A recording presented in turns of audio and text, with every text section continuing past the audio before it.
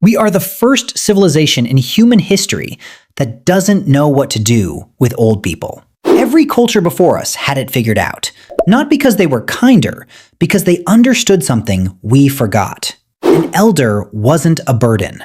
An elder was the most valuable person in the entire group. Think about what old age looks like today. A retirement home at the edge of town, a weekly visit if the family remembers, a slow shrinking of the world until the world is just one room. We built an entire industry around storing the elderly somewhere comfortable until they die, and we call that progress. Your ancestors would not have understood any of it. For almost all of human history, there were no retirement homes. There were no nursing facilities. There were no pensions or social security checks or assisted living brochures. There was just the camp. And in the camp, everyone had a role. Everyone was needed. And the older you got, the more irreplaceable that role became. But to understand why, you have to understand what survival actually looked like before any of this existed. A hunter-gatherer camp has no books, no internet, no written records of any kind. Everything the group knows about the world, which plants will poison you, where the water runs dry in summer, what that cloud formation means for tomorrow's hunt, which roots survive a drought, lives inside human memory. Specifically, inside the memories of the people who have been alive the longest. An elder in a hunter-gatherer camp isn't retired. They are the library.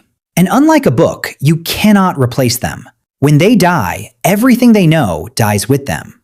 A bad winter remembered by one old woman is the difference between the camp finding food and the camp starving.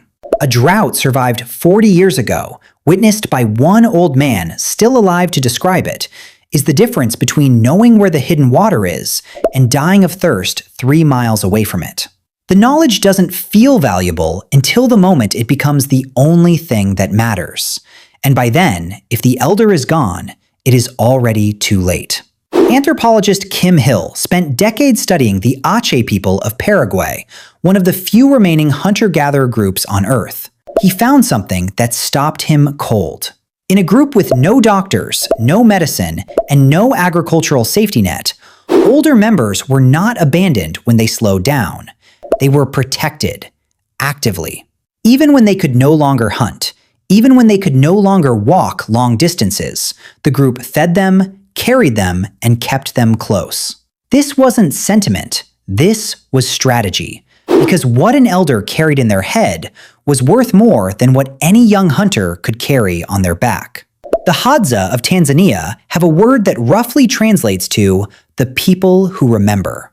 It refers specifically to older women, women who have watched the same landscape for 50, 60, 70 years, who know which seasons bring disease, who remember the last time the rains failed and what the group did to survive it.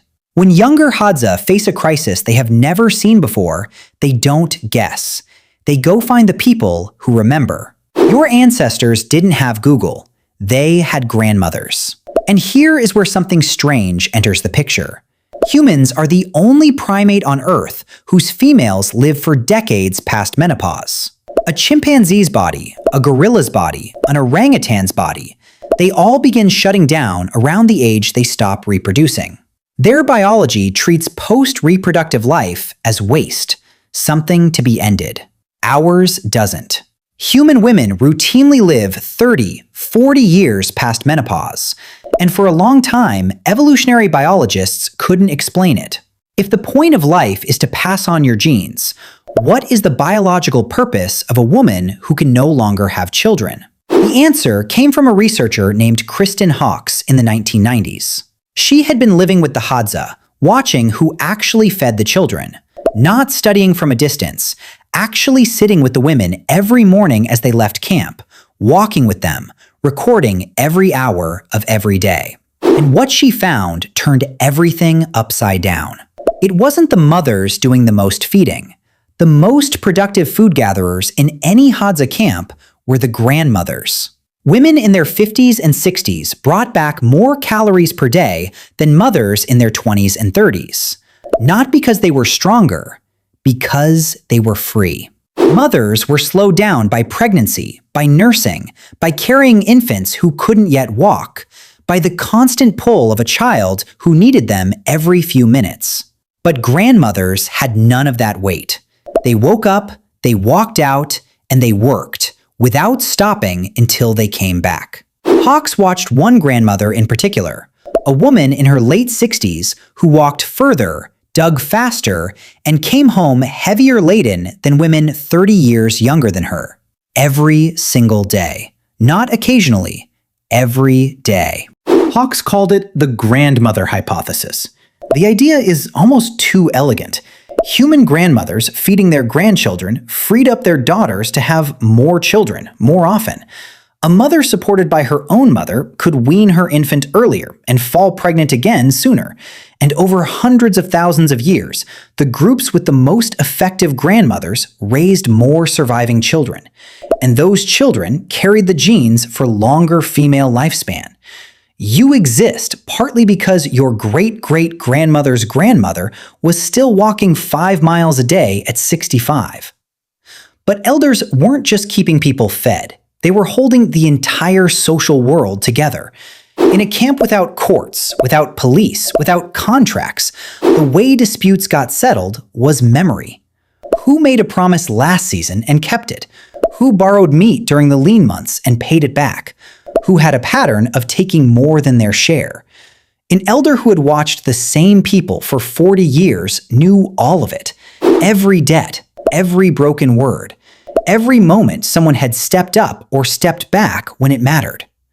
Anthropologist Polly Wiesner, who spent years recording daily life among the Jew/Hawanzi Bushmen of the Kalahari, found that elders spent hours every day in deliberate conversation with younger members of the camp. Not just talking, teaching, passing down the specific social knowledge that kept the group from tearing itself apart. How to handle a jealous husband. How to mediate between two families who had been feuding for years. How to read the signs that someone was dangerous before they became dangerous. She recorded one elder woman who was asked to mediate a dispute between two brothers over a hunting kill. The woman didn't raise her voice. She didn't take sides. She simply began describing, quietly and in detail, every similar dispute she had witnessed over 60 years. What had worked? What had made things worse? What the camp had lost the one time a conflict like this was allowed to go too far. Both brothers went quiet. The dispute ended. That is not a skill you were born with. That is a skill that takes a lifetime to build. And in a world with no written records, it walks out of the world the moment the person who holds it stops breathing. The camp felt that loss immediately. But here's the part that is harder to sit with. Not every elder made it to old age peacefully. The archaeological record is honest about this in ways that are uncomfortable to read. In some groups, particularly nomadic ones, there came a point where an elder could no longer keep up with the group's movements. They could no longer walk the distances required to survive. And in those moments, the group faced a choice that had no good answer. You could slow down for one person and risk everyone, or you could leave them behind. There is evidence from multiple sites across North America, Siberia, and parts of Africa of what researchers carefully call senicide, the deliberate ending of life when someone became too old to survive independently and the group had no way to carry them. This was not cruelty, or at least it was not only cruelty. In many cases, it was the elder themselves who made the decision, who told the group to move on, who sat down under a tree and told their grandchildren to go. The same culture that valued elders more than we do also faced moments we will never face, and they handled them in ways we will never have to understand from the inside. But those moments were the exception, not the rule. For most of human history, in most places, growing old meant growing into the most respected role in the group. The keeper of knowledge, the settler of disputes, the person who had seen enough of life to know what actually mattered. In many hunter-gatherer societies, the oldest members of the camp were the ones everyone else moved toward when things got bad, not away from.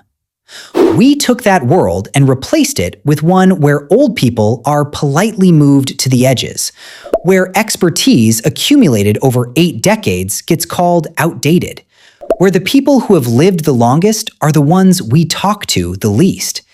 And the strange part is that we did it without noticing, not with cruelty, just with progress, with efficiency, with the quiet assumption that newer is always better, and that the people who remember the old world have nothing useful left to say about the new one. Your body was not built for any of this. The part of you that lights up when an older person tells a story you have never heard before, the instinct to go quiet when someone who has been through real loss starts to speak, the feeling, hard to name but impossible to ignore, that some people carry a kind of weight that takes an entire lifetime to accumulate. That is not sentimentality. That is 300,000 years of wiring telling you something true. We stopped listening to our elders long before we put them in homes. The homes just made it easier not to notice. The people who remember are still here. We just stopped going to find them.